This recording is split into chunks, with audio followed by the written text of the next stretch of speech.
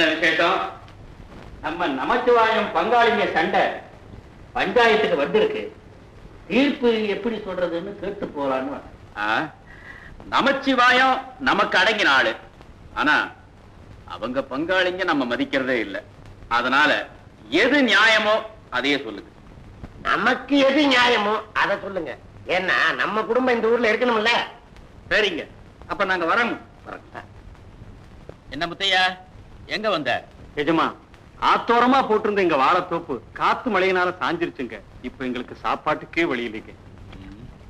சாமிப்பிள்ளை ஐயா, அவனுக்கு என்ன உதவி வேணும் கேட்டு முதல்ல அதை செய்யுங்க. உத்தரவுங்க. முத்தையா, ஒரு விஷயம். நீங்க ஆளுக்கு 5 ஏக்கர் நிலத்தை மட்டும் வச்சுக்கிட்டு என்ன செய்ய போறீங்க? வெள்ளம் வந்தாலும் நஷ்டம், வெயில் அடிச்சாலும் கஷ்டம். பேசாம அந்த நிலத்தை எங்கிட்ட வித்துருங்க. நீங்க நிலத்து பேர்ல வாங்கின கடனை கழிச்சுக்கிட்டு மிச்சத்தை கையில கொடுத்துறேன். நீ வச்சுக்கிற இத பாரு, உங்க நிலத்துல நீங்களே வேலை செய்யலாம். கூலியை நான் கொடுத்துறேன். வெள்ளம் வந்தாலும் சரி, வெயில் அடிச்சாலும் சரி, நஷ்டம் உங்களுக்கு இல்ல. என்ன நான் சொல்றது? இவ்வளவு பெருந்தன்மையா யார் யார் சொல்லுவா?